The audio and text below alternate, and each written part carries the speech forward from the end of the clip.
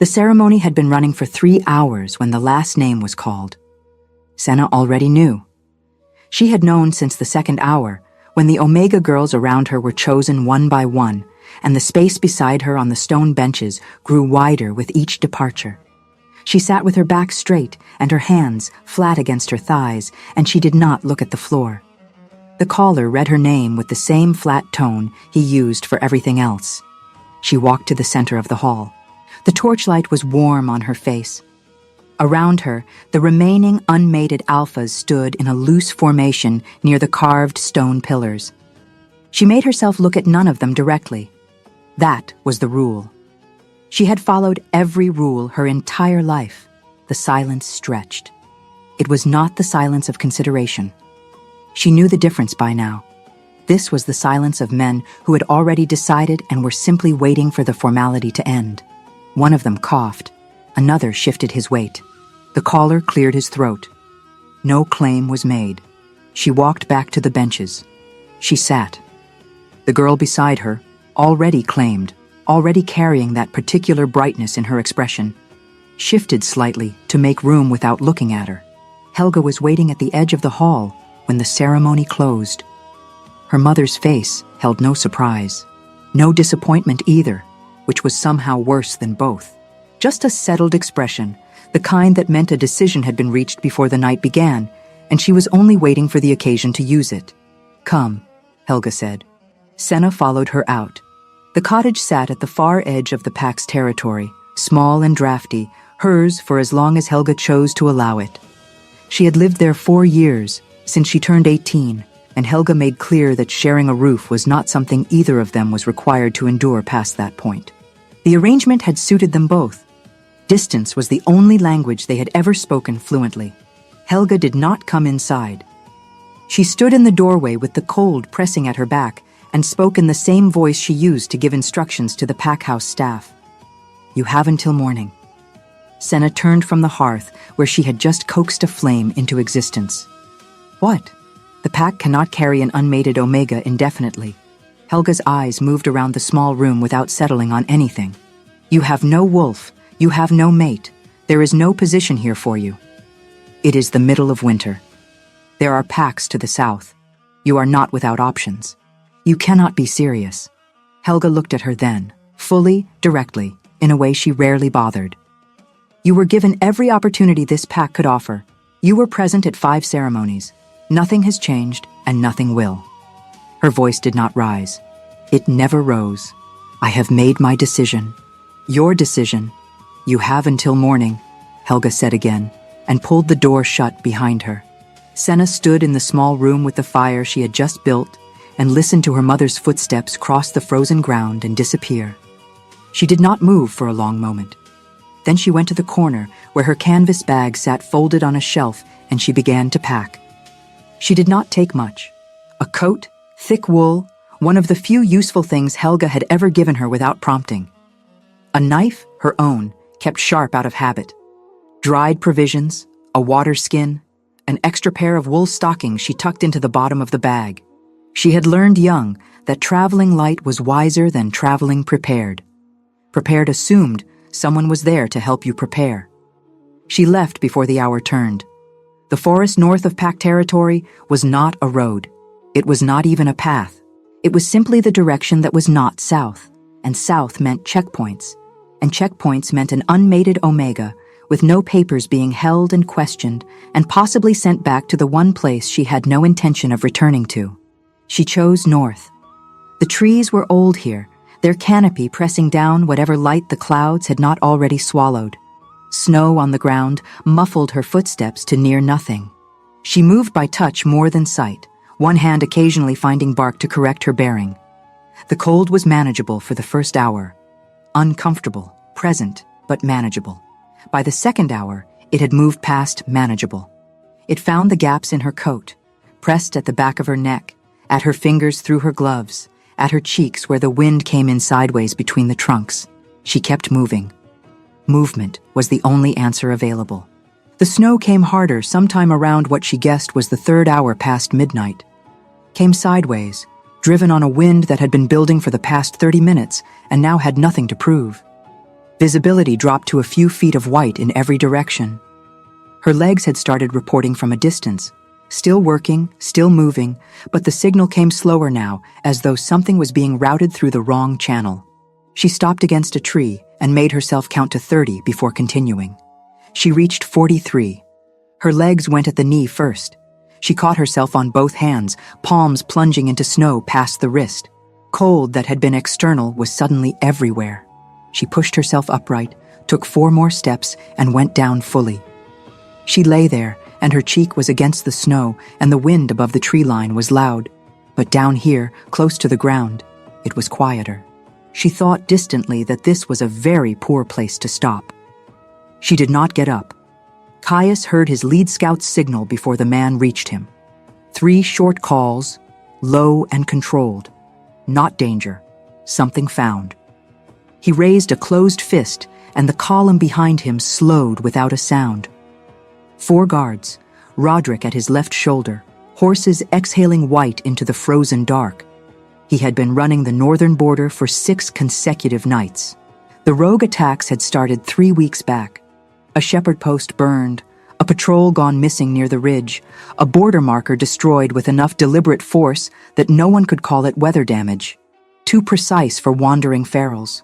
Someone was testing the boundary, pressing specific points, pulling back before a response could assemble. He had come to see the ground himself. The scout pushed through the tree line and reported low. "Person down, my lord. 50 yards east. No weapon. No wolf." Caius was off his horse before Roderick spoke. He found her at the base of a birch, half covered by the snow that had fallen since she stopped moving. Small frame, dark reddish hair gone wet against her forehead. A coat that was suitable for cold, but not for this cold. Her hands were bare in the snow. Her gloves had come off somewhere, or been removed, which made less sense. He crouched and pressed 2 fingers to the side of her throat. Pulse, slow, too slow, but present. His wolf went very still. Not the stillness of a threat being assessed. He knew that sensation, had lived in it for years on patrol. This was something else. Something that had no tactical name and sat lower in his chest than instinct usually did. He did not reach for an explanation. He filed it and moved. He turned her carefully onto her back. Her face was pale in the way that had nothing to do with cold weather and everything to do with too much of it. Lips beginning to shade wrong. A small scar across the left line of her chin, made more prominent by the cold pulling the skin tight. She was young. 20, perhaps a year or 2 past. Her eyes were closed. "Alive," he said to the scout behind him. "Get the bedroll from my pack." "My lord." Roderick's voice came quiet and deliberate. "We can send 2 men with her to the way station at the ridge crossing. Get the bedroll." Roderick did not argue a second time. They wrapped her in everything useful. Caius lifted her himself. His wolf settled the moment she was against his chest. A specific, immediate settling that he noted with the same part of his mind that noted everything on patrol, without interpretation, without reaction. He carried her back through the trees to where the horses stood and kept moving. The camp was a half-hour south, a stone shelter from an older patrol route, barely large enough for 6 men and a fire. He put her closest to the hearth, and Weston, who had field knowledge of cold injuries, examined her hands and said she had been fortunate. "Another hour out there," Weston said, "and we'd be having a different conversation." Caius nodded once and moved aside to let him work. She had no documents on her, no pack seal, no travel papers, nothing with a name. Her canvas bag held dried provisions, a water skin, a knife worn smooth at the handle from regular use, and a single extra pair of wool stockings. Someone had packed in a hurry and packed practically. He observed all of it and said nothing. Roderick appeared at his shoulder when the others had settled. "She has no wolf." It was not a question. Every shifter in the camp had registered the same absence. No. On foot, no papers, in the worst storm of the season. Roderick kept his voice low. "That is not a traveling accident." "No," Caius said again. "It isn't." "You want to wait until she speaks. We'll know more when she does." Roderick was quiet for a moment, watching the fire. "The rogue pattern tonight. Northern sector, 3rd ridge." They pulled back the same way they always do, right before we'd have visual. I know. Whoever is running them knows our rotation. I know that too. Caius looked at the woman's face, the slow, visible rise of her breathing. We moved to the palace at dawn. I've seen what I came to see. Roderick turned to him. The remaining border stretch can wait 3 days. He kept his voice even. The attacks aren't random, and they won't become random by Thursday. Someone is building to something. I want walls around us when they decide to show what it is. He did not say the other part aloud, that he was not leaving her at a border way station with 2 guards and a question mark where her name should be. That his wolf had been unsettled for months, cold and functional and unsettled, and was not unsettled now, and he was not yet ready to examine what that meant. Roderick asked no further questions. He had worked beside Caius long enough to know the difference between a decision being made and a decision already reached. The camp went quiet. Caius sat with his back against the stone wall and did not sleep. The fire held steady. Outside, the storm had gentled to a moderate snowfall, the worst of the wind spent. Somewhere further along the northern ridge, a nightbird made a single sound and went silent. He thought about the rogue attacks, the precision of the withdrawal timing, the specific locations chosen, always on the boundary lines between his territory and 3 others, always at points that would, if enough pressure was applied in sequence, create a dispute about jurisdiction. Whoever was behind it understood pack law and wanted to use it. He thought about the girl. She had no wolf. He had felt that absence clearly when he first crouched beside her. Every shifter carried a secondary signature, the animal running under the human, and she had none of it. She was Omega by pack designation, which meant she was part of the shifter world, bound to pack law, expected to carry wolf blood even without the ability to shift. The absence of any wolf signature at all was unusual. Not impossible, but unusual. And yet something had made his wolf go still when he stepped into those trees. Not the absence of a threat, a presence. Something pressed low and quiet, and he searched for the word and discarded 3 before landing on the right one. Waiting. He set it aside. She would wake when she woke. She would speak, or she would not. He would know more then. Dawn broke gray and thin between the trees. The woman had not stirred. They broke camp in silence, packed in the practiced way of men who had done it too many times, and began the ride south toward the palace. Caius kept her wrapped in his own riding coat and positioned her across the saddle where the horse's body heat could do what it was built to do. The palace gates were 8 hours south. He did not ride slowly. She woke to the sound of someone moving quietly nearby, the specific careful quiet of a person trying not to disturb. The ceiling above her was stone, arched, higher than any ceiling she had slept under. The bed beneath her was softer than anything she had reason to expect. A fire burned to her left. The room smelled of dried herbs and candle wax and wood smoke, and somewhere outside the single narrow window, wind was moving through something, trees maybe, or the space between high walls. She sat up slowly. Her hands were wrapped in clean cloth. Her coat was gone, replaced by a heavy wool blanket pulled to her waist. Her boots stood by the fire, dried and placed with the kind of deliberate care that meant someone had thought about it, rather than simply dropping them. Don't rush. The voice came from the far side of the room. A woman, older, with white hair cut close to her head and a face that held the specific patience of someone who spent most of her time watching people be in worse condition than they realized. She was measuring something at a work table covered in small glass containers. "Where am I?" Senna asked. "The palace healing ward." The woman did not turn. "You've been unconscious for most of a day. Your temperature is still lower than I'd prefer. Don't rush." Senna looked at the door. Heavy wood, iron hinges. Closed, but, she noticed, not barred. "Am I a prisoner?" The woman set down whatever she was measuring and turned. Her eyes were dark brown, unhurried. "You are a guest." For the moment, those 2 things look similar from the inside. The difference becomes clearer over time. She crossed to the bedside and held out a clay cup. "Drink this. It tastes poor and it matters." Senna took the cup, drank. It tasted of bark and something bitter underneath. "I'm Willa," the woman said. "I manage the healing work here. I'll need your name for the records." "Senna. And your pack? A pause. I don't have one. Willa looked at her for a moment without expression. Your full surname, for the record, Senna told her. Willa wrote it down in a leather-bound ledger without reaction, capped the ink, and moved back to her work table. The palace was larger than Senna had words for, not in the way of something designed to impress, though it did that incidentally, but in the way of something that had grown over a long time, adding to itself as need required, until the accumulation became its own kind of architecture. Corridors connected to other corridors. Stairwells appeared in unexpected places. The kitchens were underground and the grain stores were not, and the great hall could seat 300 and usually sat 50. She learned this over 4 days of being confined to the healing ward, mostly from Willa, partly from the 2 young servants who brought meals and answered questions with the careful brevity of people told not to overshare.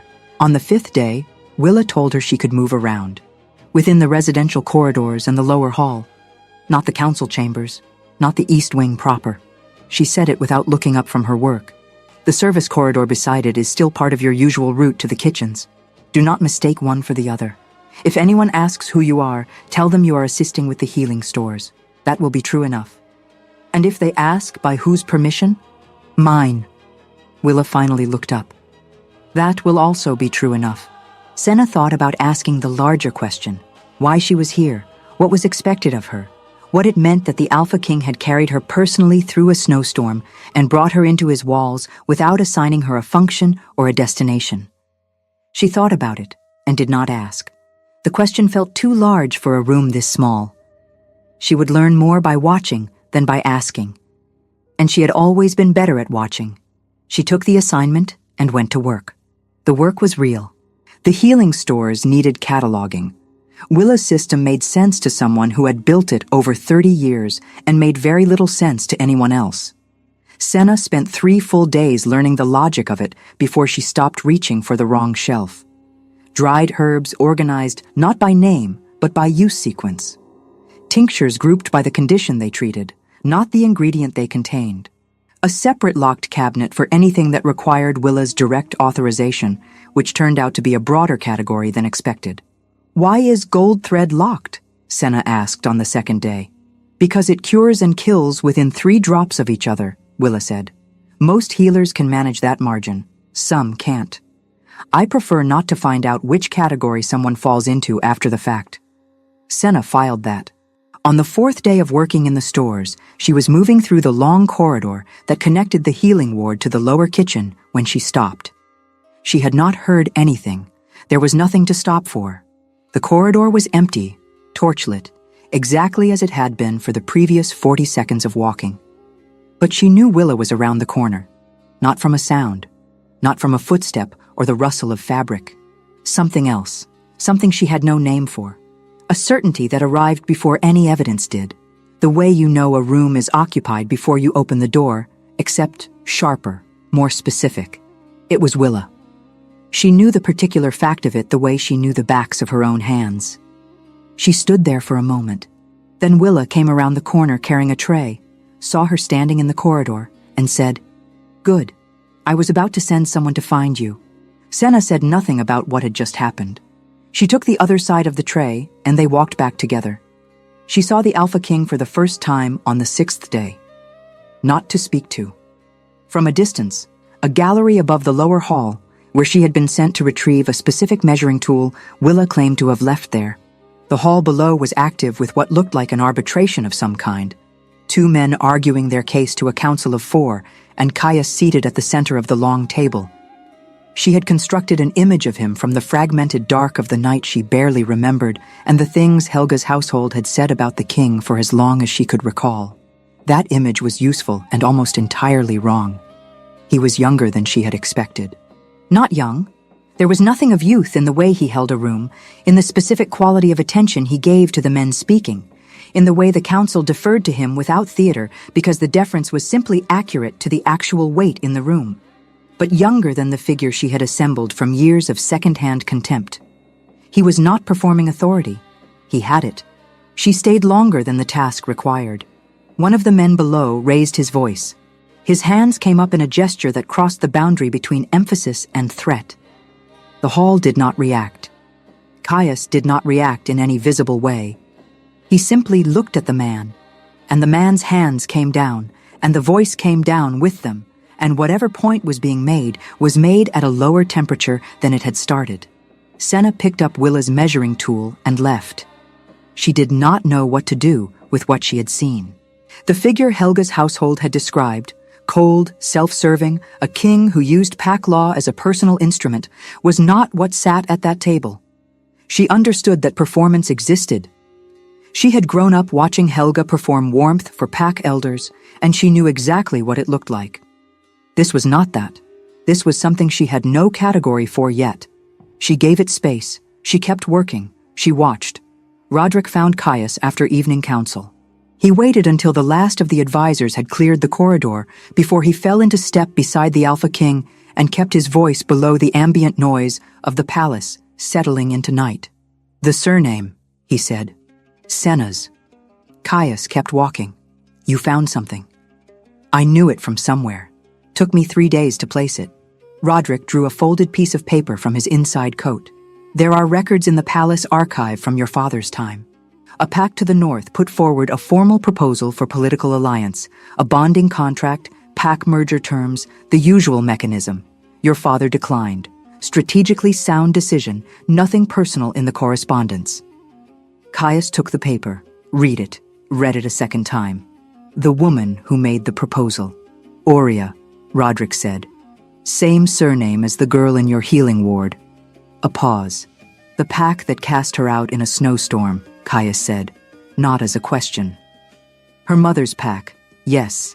Caius folded the paper. He stood in the corridor for a moment with the sound of the palace around him and nothing on his face that gave anything away. "She doesn't know," he said. "I'd say almost certainly not. The way she talks about that household, what I've gathered from Willa, she was raised in it, not educated by it. Someone decided what she needed to know and made that decision badly. Does Willa know what you found?" "Not yet." Caius was quiet. His jaw moved slightly. A habit Roderick had learned years ago meant he was working through the geometry of something, mapping out which move created which consequence. "Leave it for now," Caius said finally. "I want to understand what she knows before I hand her something that will change every piece of it. If she's been told a version of that history, I want to know which version. And in the meantime? In the meantime, she is working with Willa and causing no trouble." He handed the paper back. "Archive that properly, not with the general records." Roderick took it. "The rogue pattern last night, Eastern Ridge, second crossing." "I know. It's still moving. It will keep moving." Caius turned toward his own quarters. "Find out who has been moving through that territory on merchant licenses in the past 2 months. Someone is supplying information about our rotation timing, and it isn't coming from inside this building." Roderick nodded and went the other direction. She was 3 weeks into the palace rhythm when the letter arrived. It came through official pack courier, which meant it had been routed through the regional dispatch system and stamped and logged and delivered with the same indifferent efficiency as a tax record or a boundary dispute notification. It bore the seal of Helga's pack. It was addressed to Senna by full name, care of the palace receiving office, which meant someone at Helga's end had known where she was and had made no other inquiry in the weeks since. Willa brought it to her without comment. Senna opened it at the work table in the healing stores, surrounded by the smell of dried bark and the quiet sound of Willa working on the other side of the room. It was short, formally structured. The Pack Record Bureau used a specific language for this kind of document, and whoever had drafted it had used that language without deviation. It stated that the formal bond between Senna of the Pack and the Pack Collective was dissolved, effective the date of dispatch. It cited the relevant provision of Pack law that governed such dissolutions, voluntary departure under census period, which was not precisely what had happened, but was the provision that created the least administrative complexity. It bore Helga's signature at the bottom, written with the same steady hand she used for everything. There was no personal note, no additional page, no postscript. Senna read it twice, set it on the work table, looked at the far wall. She had known, in the part of her that tracked practical realities, that this was the likely conclusion. that Helga would want the matter clean. That clean, to Helga, meant documented and closed, with no thread left for someone to pull on later. The letter was perfectly consistent with everything she knew about her mother, and nothing in it was a surprise.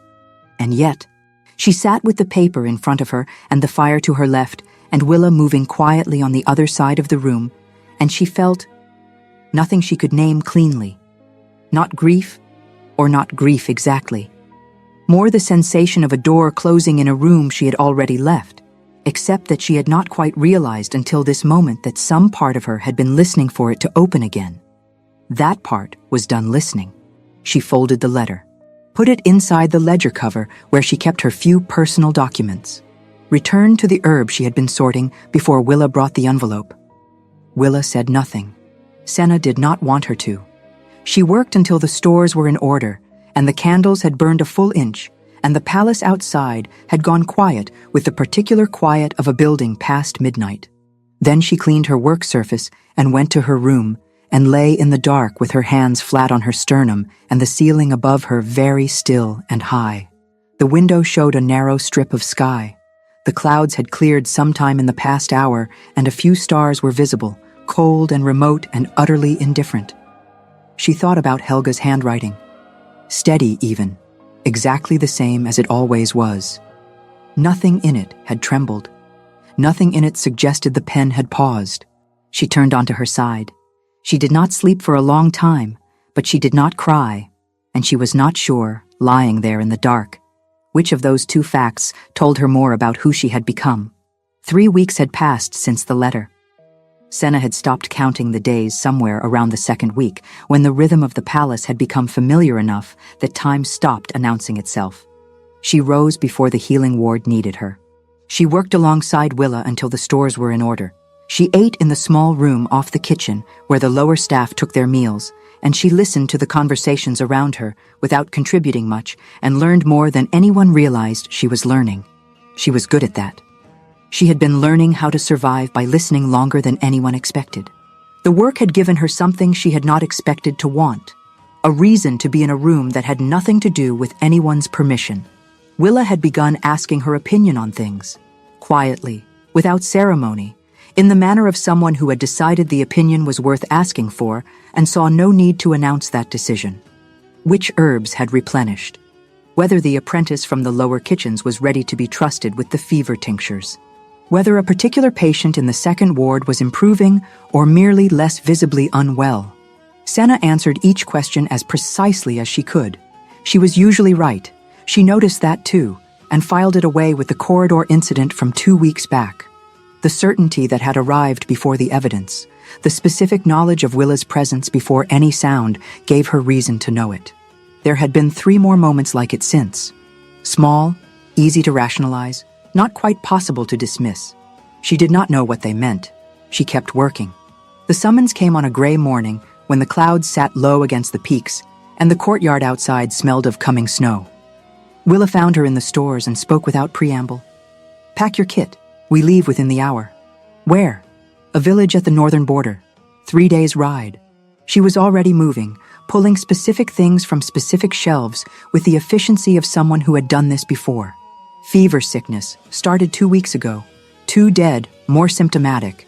The village falls under the king's direct territory, and the rogues have been active enough in that stretch that the regional healer won't travel without an escort. She handed Senna a bundle of wrapped cloth. "Which means we travel with the king's escort." Senna took the bundle. "Is that a problem?" Willa asked, reading something in her expression. "No," Senna said. She went to pack. The riding party was 10, Caius and Roderick at the front, 6 guards in formation, Willa and Senna at the center of the column, where the horses' combined body heat created a corridor of relative warmth. The road north was stone-paved for the first hour and became hard-packed dirt after the second bridge, and the cold that had been manageable in the palace courtyard found new ambitions in the open country. The first day passed in near silence. The second opened differently. They stopped at midday to water the horses at a stream that ran clear despite the cold. Senna climbed down from the saddle and went to refill the water skins. When she turned back, Caius was beside her. Not by design, or not obviously by design. He was checking the front horse's left foreleg, which had been favoring slightly since morning, and the stream bank was simply where that work happened. But the space between them was closer than it had been in the 3 weeks she had moved through his palace, and neither of them treated that closeness as accidental once it was there. "How is the work with Willa?" he asked. She looked at him. He was watching the horse's leg, pressing carefully along the cannon bone. "It's useful," she said. "She tells me you have an instinct for it." "She told you that?" "Willa tells me most things." He moved his hand up to the knee joint. "She says you have a specific aptitude for assessment, that you see what's wrong before the examination confirms it." Senna was quiet for a moment. The stream ran over stones behind her. "It started recently," she said. "The past few weeks. I'm not sure what it is." He was still focused on the horse's leg, but something shifted in his posture. A stillness, different from his ordinary stillness. "It will develop," he said. "If you let it." "You say that, as if you know what it is." "I have a theory." He straightened and looked at her for the first time since he had come to stand beside her. The amber in his eyes was very direct in the flat winter light. "I could be wrong." She waited. "You've been under significant strain for a long time," he said.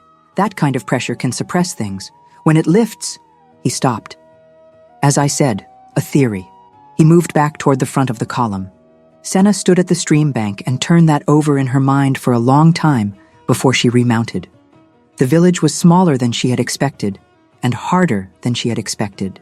The sick were in the communal hall, 8 of them, ranging in age from a child of perhaps 6 to a man well past 60. The 2 deaths had been at the extremes of that range. The remaining 8 were in varying stages of the same progression. High fever, difficulty breathing, the particular stillness of people conserving every available resource for the work of staying alive. Willa assessed the room in 3 minutes and began directing. Senna followed instructions and then began anticipating them, moving to the next task before Willa called for it, and Willa noticed but said nothing beyond a brief glance that contained its own acknowledgement. The child was the most critical. 6 years old, red-haired, too still in a way that the other sick were not. Senna sat beside her for an hour while the tinctures worked and watched her breathing and counted the intervals. The child's mother sat on the other side, not speaking, her hands gripped around each other.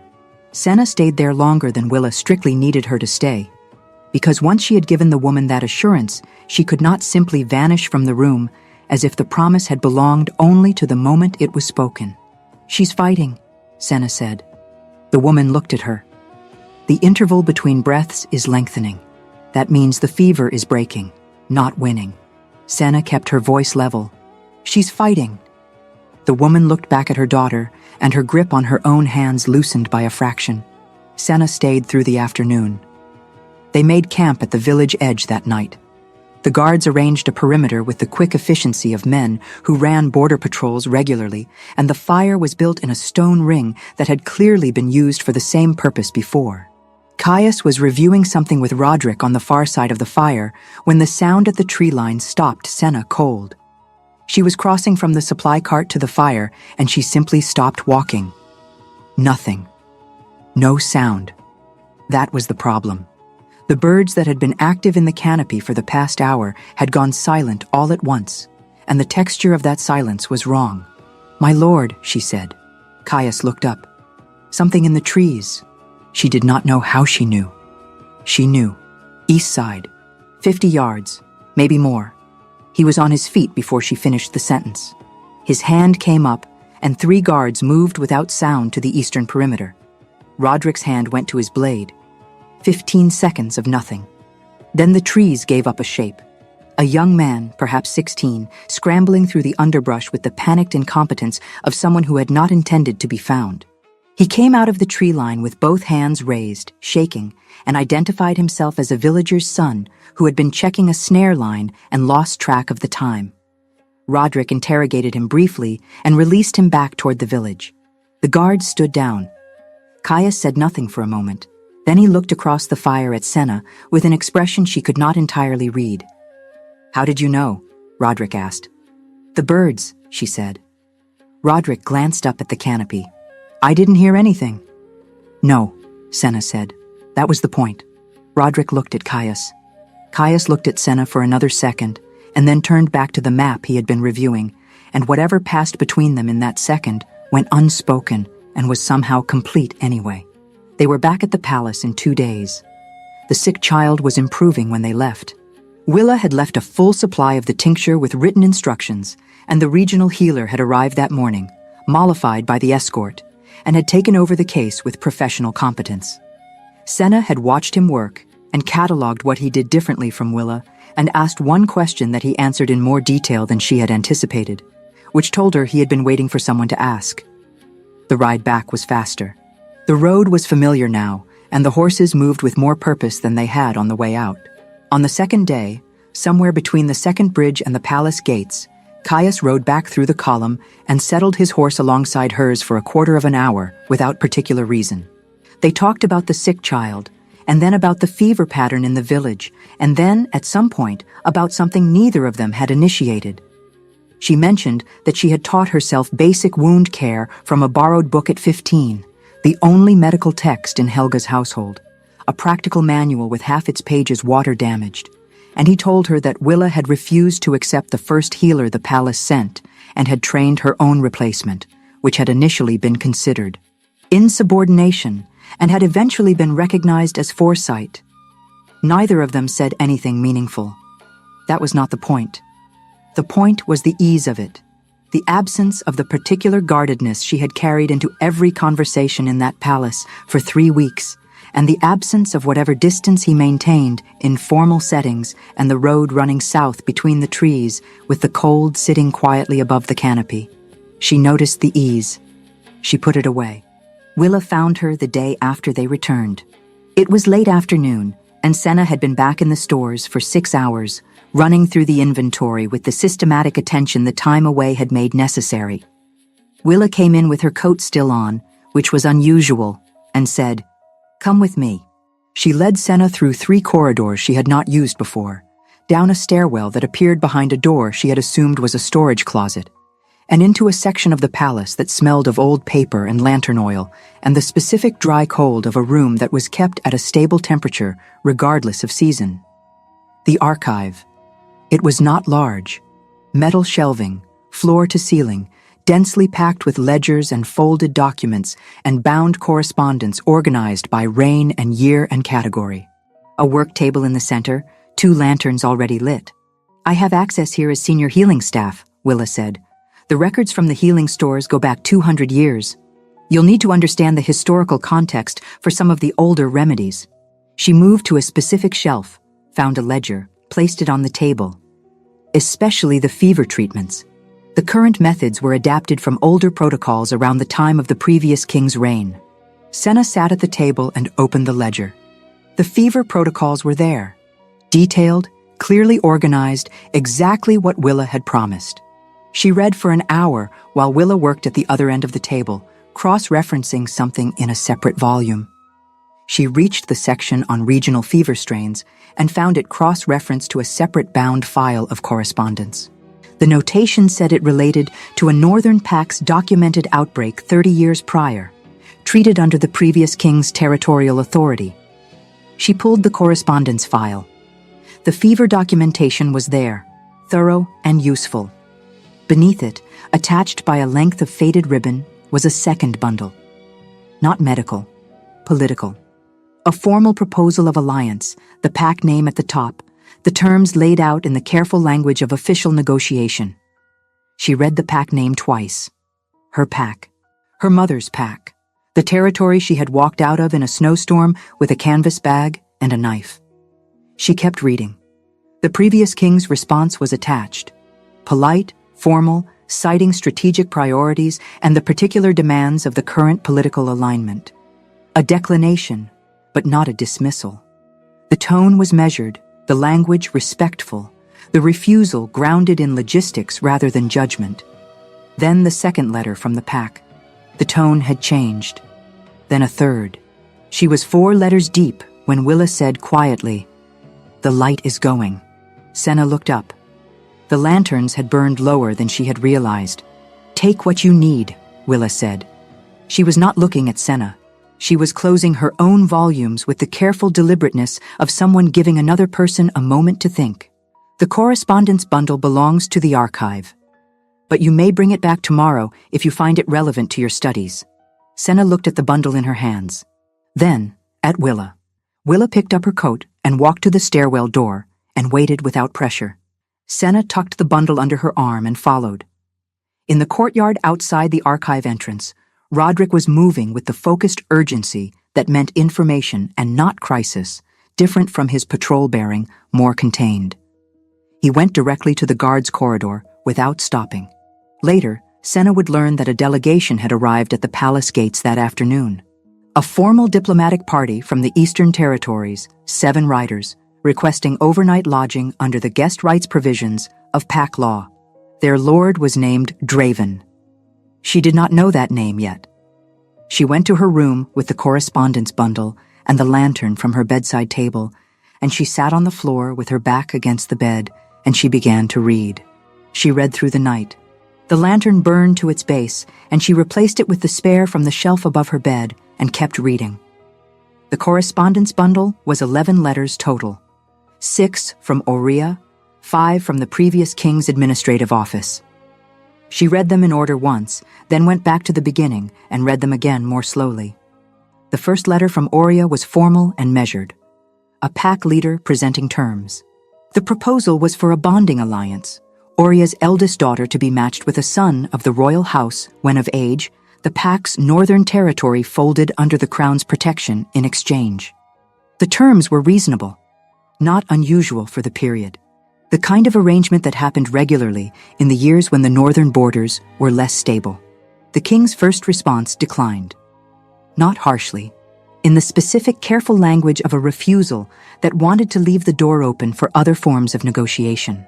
It cited existing treaty obligations that made a formal bonding contract complicated and offered an alternative, a trade agreement, territorial recognition, no bonding clause required. Oria's second letter had a different temperature. Not hostile yet, but reading it against the first, the change was unmistakable. The request had been interpreted as rejection, the alternative offer as insult. The language of the letter reached for dignity and landed somewhere closer to wounded. She wrote of her family's standing, of what had been offered and what had been refused, of what it meant for a woman in her position to have extended a formal proposal and received a trade contract in return. The third letter dropped the pretense entirely. She read it twice. Oria had decided, somewhere between the second letter and the third, that the refusal had been personal, that the king had looked at her family, at her, and found them insufficient. The letter said this plainly, in words that had the particular force of something a person had told themselves many times before committing it to paper. It talked about what the crown owed families who held the northern borders, about respect, about what it meant to be dismissed. The king's third response was brief and final. It acknowledged receipt of the correspondence and noted that the matter was considered closed. There were 3 more letters from Oria. None of them were answered. Senna sat on the floor with the last letter in her hands and looked at the far wall. She had been 4 years old when Oria died. She had no real memory of her, only a carved impression from the things that had been said afterward, always in the tone reserved for founding figures, for people whose decisions had shaped the shape of everything that came after. Oria had been proud. Oria had been wronged. The king's family had looked at their pack and found them wanting, and everything they had suffered since could be traced to that root.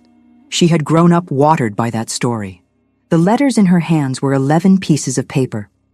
They showed a woman who had proposed an alliance and been refused on practical grounds and had decided, over the course of 3 unanswered letters, that the refusal meant something it had not meant. Who had built an architecture of injury from a door closing for reasons that had nothing to do with her? Who had passed that architecture to her daughter as doctrine and to her daughter's daughter as though it were inheritance? Helga had not invented any of it. She had simply accepted it whole and aimed it downward at the one person in reach. Senna set the last letter down. She was not sad. She had expected sad, or something adjacent to it, the same hollow anesthesia that the letter from Helga had produced. This was not that. This was anger, clean, sharp, the kind that comes not from being wronged, but from understanding the full dimensions of a thing you had already partly understood. She had known, somewhere beneath the official story, that the hatred she had absorbed about this palace and this king and this family had always felt larger than its stated cause. She had felt her entire life the exhaustion of carrying a grievance that did not belong to her. Now she knew why. She had been expelled into a winter storm, alone, over a slight that had not happened the way she was told, over a letter a dead woman had misread decades before Senna was born. She put the correspondence back in order, tied the ribbon, and set the bundle on the shelf. Then she lay down on the bed without removing her boots and stared at the ceiling until morning came. She did not go to the healing stores. She went to the Great Hall instead, which was not her territory and which she had no assigned reason to enter. She stood at the side entrance and watched the morning council assemble. 6 advisors, Roderick standing to the right of the long table, Caius at the center. And at the far end, newly seated, a man she did not recognize. He was broad-shouldered and dark-haired, older than Caius by several years, with the particular ease of someone who had never once been uncertain of his welcome in a room. He was watching the council proceedings with polite attention and a very slight smile that suggested the attention was not genuine. He caught her looking. She moved back into the corridor.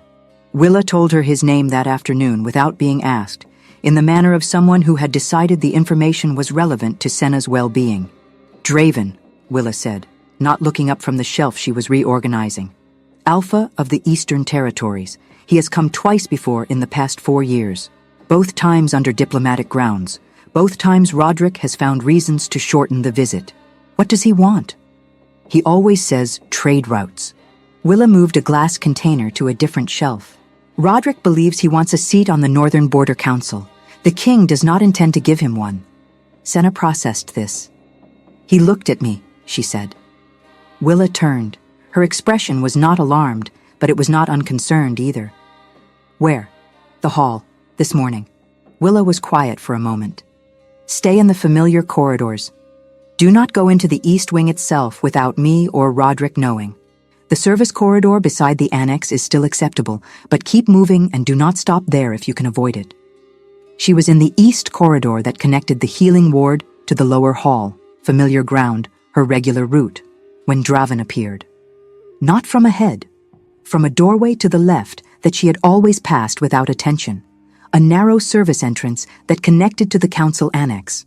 He came through it and stopped, and the specific quality of the stop told her it was not accidental. You're the girl the king brought in from the snow. His voice was conversational, curious, almost friendly. I heard the story. Remarkable thing being carried personally.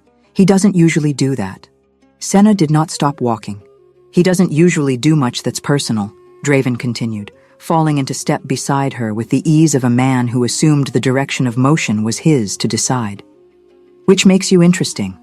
What is it about you specifically? I don't know, she said. I don't think about it. You should.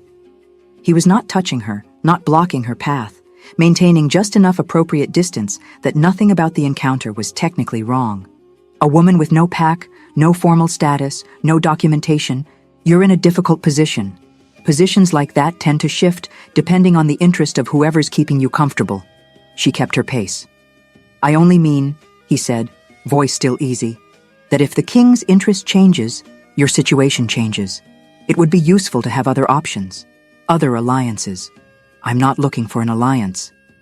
No one is, until they need one. He stopped walking. She did not.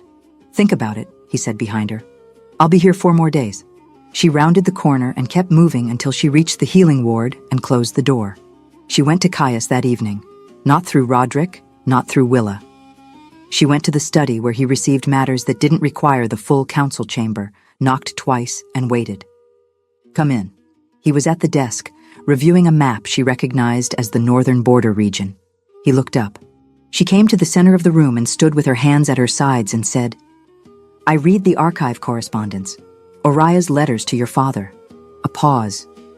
Nothing moved in his expression. I know Roderick found my surname, she said. And I know you knew before you decided not to say anything. I want to know why. He set down the map notation he had been holding. "Sit down," he said. "I'd prefer to stand." He looked at her for a moment. Then he put both forearms on the desk and spoke directly. "Roderick identified the surname the week you arrived. He found the archive records and brought them to me. At that point, I knew your grandmother had a history with this palace, and that whatever version of that history you had been given had likely shaped everything you thought about this place." He paused. "I chose to wait, not because I was concealing it, because I wanted to understand what you knew before I handed you a correction that would change the frame on your entire life. That wasn't your decision to make." "No," he said. "It wasn't."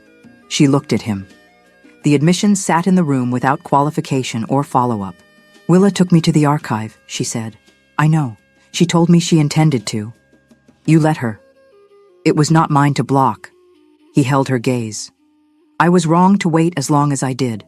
I could tell you the reason was protecting you from an incomplete picture, and that would be partly true. The other part is that I was not sure how you would respond, and I preferred to understand you better before the conversation happened. That was about my calculation, not your readiness." She stood with that for a moment. "Oria misread the letters," she said. "My father's refusal was strategic. I've read the correspondence since Roderick brought it to me. There was nothing personal in it. She built an entire story." "Yes, and it survived her. For decades." He said nothing. There was nothing to add. She breathed in, out. "Draven approached me in the corridor today. The quality of Caius's stillness changed. He suggested I should consider other alliances in case your interest shifted." She kept her voice level. "He was careful not to make it a threat. It wasn't quite one." Caius stood. He did not raise his voice. "Where?" "East Corridor. The service entrance from the council annex." He crossed to the door and opened it. Roderick was in the hall, apparently on his way past for unrelated reasons. He wasn't. She had begun to understand that Roderick was rarely anywhere accidentally. Caius spoke low, and Roderick's expression shifted in the way she had come to recognize as the one that meant he already had the shape of it and was now only getting the specifics. He left down the corridor at once. Caius came back into the study. "He will move Draven's men to the guest side of the palace and put guards on the annex doors," he said. "No one from that party should be alone in our interior corridors again." "Should?" she asked. "The palace was not built in 1 century," he said. "It has more connecting passages than I like and more servant routes than I can close in a minute." His voice remained level. "But Roderick will close what matters first." That answer irritated her less than reassurance would have. It was practical. It was also honest. It happened an hour later anyway. By then, the visible guard pattern had changed. 2 palace guards had been posted at the main annex doors, and the guest party had been confined to the eastern rooms under formal hospitality restrictions. Senna knew that because she had seen the shift herself on her way down to the kitchens. What she had not seen, what Roderick apparently had not had time to seal yet, was the narrow service cut used by the older household staff between the annex storage rooms and the lower passage. She was in the east corridor again, returning from the kitchens with the evening supply cart because one of the kitchen runners had been diverted to the guard floor and the route was still, technically, within the corridor Willa had permitted, when she heard the door behind her and recognized the presence before she turned. Draven was not alone. 2 men from his party flanked him, large and deliberately positioned, and the corridor's single torch threw the whole arrangement into the kind of shadow men like that preferred. "I expected you might go straight to him," Draven said. The friendly tone from earlier was gone. Something more efficient had replaced it. "I hope to have until morning. I'll work with what I have." She looked at the cart between them. At the door at the end of the corridor, which was 40 feet and 2 large men away. "You understand that Caius isn't here," she said. "That's the point." He stepped forward. "You're going to come with me quietly. You're going to be in my party's rooms, completely unharmed, completely comfortable, and in the morning, I'm going to have a very different conversation with the king about the Northern Border Council." He spread his hands. "This is politics. It's not personal." She backed up 1 step. Something happened. She could not describe it then or for a long time after. It started in her spine, a vibration that had nothing to do with fear. Below fear older than it, a sound more than a feeling. Her vision sharpened. The shadows in the corridor became specific. She could hear Draven's heartbeat, fast and controlled. She could hear the breathing of the two men behind him, the weight of one of them shifting to his front foot before he committed. Draven reached for her. Her body moved without her. Not a step back, not to the side. Something tore through her from the inside out, white hot, the bones in her right hand and forearm splintering and reforming in the span of a half-breath, and she hit the wall with her changed hand, and the stone cracked beneath it, and the sound that came out of her throat was not human and did not try to be. Draven stopped. His two men had gone back against the opposite wall. The cart lay on its side between them, spilled across the stone floor, and she had not touched it. The vibration had. She stood against the wall with her right arm shaking, the shift incomplete, bones half reformed. Her vision doubled between two different ways of seeing. Her legs went. She hit the floor on her knees. She was aware of the end of the corridor opening. Boots, fast. More than two people. Draven's voice said something sharp. His men were already moving. She heard them go. Then a hand on her face. Not grabbing. Just present. Palm against her jaw, steadying the trembling that had taken over her whole right side. "Stay with me," Caius said. She focused on his voice. The doubled vision collapsed back to one. Her arm was hers again, whole, the bones settled, the burning fading to a deep ache. "Roderick," she started, "is handling it." His other hand came to her shoulder. "Look at me." She did. His face was close. The amber eyes direct, no performance in them, no calculation. Just him, fully present, the way she had seen him be with the men who brought him problems in the courtyard. All of his attention in one place. "Your arm," he said. "It's mine again." He looked at her right arm. She followed his gaze. The sleeve was intact. The skin beneath it was faintly reddened, the way skin looks after too much cold or too much heat, but nothing was broken. "That was the first time," he said. It was not a question, but she answered it. "Yes." He said nothing for a moment. His hand was still at her jaw, and neither of them moved to change that. "Can you stand?" She thought about it honestly. Not immediately. Then don't. He sat down on the floor of the corridor, back against the wall, and stayed beside her while the trembling worked its way through her and spent itself. And the palace moved around them with the regular sounds of guards and corridors, and night beginning to settle. And neither of them spoke again for a long time. She slept for most of the following day. Willa had examined her arm at first light and delivered her assessment without softening it. What Senna's body had attempted the previous night was the equivalent of years of suppressed function releasing all at once. The wolf was real, had always been real, had been working against a pressure that was simply gone now. Rest, food, time, in that order, non-negotiable. Senna did not argue. She lay in the room off the healing ward and looked at the ceiling and ran the previous night through her mind with the same methodical patience she applied to everything she needed to understand. The shift had not felt like something new arriving. That was the detail she kept returning to. It had felt like something already present, finally being allowed to move. The wolf, on the other side of whatever door had held it back, was not a stranger. It was older than her, more patient than her, and had apparently spent years waiting with a composure she had not managed herself. She flexed her right hand. Normal. No ache, no residual heat. Willa came in mid-morning with tea and the organized expression she wore when she had already sorted the information she was about to deliver. "Roderick confirmed it this morning," she said, setting the tray down. The rogue attacks. The patrol rotation knowledge, the withdrawal timing, it came from Draven's merchant licenses. 2 years of licensed passage through the northern border gave his people enough geographic access to map the schedule precisely. He was directing them, Senna said. Paid contractors, not ferals, pressed at specific boundary points to create jurisdictional friction. The end goal was a seat on the Northern Border Council, positioned as the neutral mediating authority once the friction became formal dispute. Willa poured the tea. Without Caius's agreement, which he would never have given voluntarily. What happens now? Caius goes to the Northern Crossing directly, dissolves the arrangement without Draven present to manage the narrative. Without financing, the rogues disperse.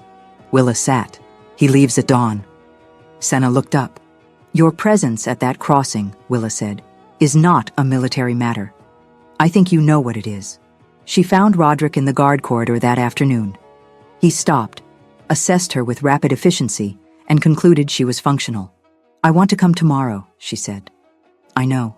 He resumed walking. She matched his pace. Caius made the same call this morning. You ride with the main party. What's waiting at the crossing? Draven left before noon. He'll have riders there ahead of us, not enough for a direct confrontation, enough to make a public record of his argument before the elder witnesses. He'll claim the rogue activity was within his legal rights as a neighboring alpha. He'll say it loudly for the record, regardless of outcome. And when the legal argument doesn't hold, Senna said, he'll find whatever he thinks is the weakest point. Roderick glanced at her sideways. Yes. She thought about the corridor, the two men, the door, 40 feet away. He'll try to use me again, she said. He already tried that once. Roderick stopped in front of the guard room and turned to face her. Here is what I'll say once and not repeat. You stood in that corridor last night with two trained men between you and the door, and you did not break. Tomorrow, remember that you already know what you do under pressure. He went inside. Senna stood in the corridor for a moment, then went to pack. They left at dawn. Full company, 12 guards, Roderick, Willa, and Caius at the front, with the bearing he carried when a situation had real weight behind it. Not different from his usual presence, just more concentrated, the way a fire is more itself in cold air. The road north was familiar now. The stone paving that gave out after the second bridge. The old forest pressing close before the border territory opened. She had ridden part of it once already, and it felt shorter this time, the landmarks arriving before she expected them. The crossing itself lay on a faster cut of the northern road than the Fever Village, closer to the palace and better maintained for patrol traffic. They reached the northern crossing by midday. Draven was already there with 8 riders, arranged at the near side of the crossing marker, with the particular positioning of men who wanted to appear settled without appearing aggressive. The elder witnesses stood to the side, 4 of them, senior rank, carrying record ledgers and the careful neutrality of people present to observe rather than intervene. Caius brought his horse to the crossing marker and stopped. My Lord King. Draven's voice carried without effort in the cold, open air. I had hoped this might be resolved without requiring a full escort. The border matter is resolved, Caius said. Your merchant licenses have been suspended pending council review. The patrol rotation has been restructured. The rogue contractors dispersed when the payment source was identified and closed. Strong accusations. Documented ones. Roderick opened the correspondence case across his saddle. Payment records correlating to the attack timeline. Contractor correspondence under your administrative seal. Supply routes traceable to... My office handles considerable correspondence, Draven said. I cannot personally verify every transaction. That argument will be available to you at the Winter Border Council session, Caius said. You are welcome to present it there. Draven looked at the elder witnesses. They were listening without expression. Then he looked at Senna. She had known this was coming since the party cleared the tree line. Had watched him catalog them. Caius, Roderick, then her, and the pause on her. I'm curious about something, he said, and the conversational ease was back, designed to carry to the witnesses. The woman the king brought in from a snowstorm with no papers and no pack. What is her formal status here? Because from where I stand, it looks like a private arrangement using official ceremony as cover. The elder witnesses were still listening. Senna moved her horse forward. Not far. Enough to be clearly seen. She stopped at Caius's right shoulder. Not behind the party, not at the margins of it. Beside him. She looked at Draven and held it without looking for anything to say. 3 seconds. 5. Draven's ease held, then held less easily. Whatever he was reading in her stillness was not giving him what he needed. No uncertainty to present to the witnesses. No visible instability. Nothing to work with. She was simply there, present and deliberate, in the place she had chosen to be.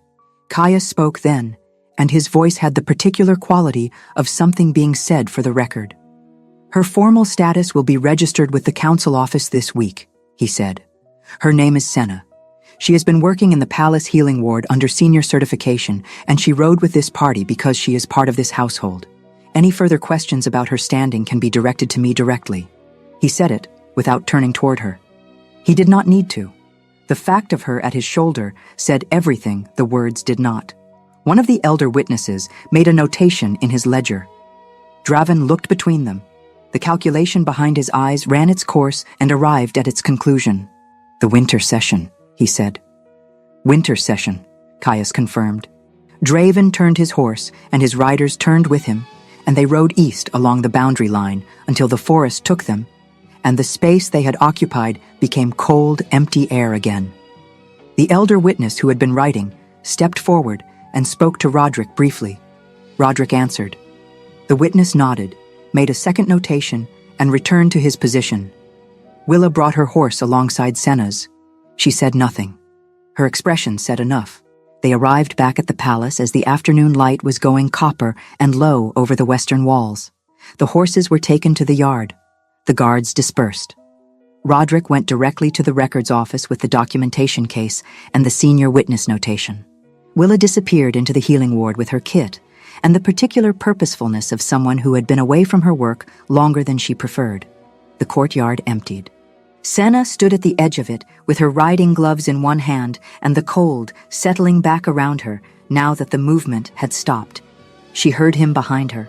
Caius came to stand beside her at the courtyard's edge. Not close enough to crowd, not far enough to be formal. He looked out at the same stretch of stone and fading light she was looking at. For a moment, neither of them spoke. There was no task in front of them. No crisis, no movement, no negotiation requiring resolution. For the first time in the weeks she had been inside these walls, there was simply the evening and the two of them standing in it without anything pressing them forward. The witness notation, she said. What he wrote down.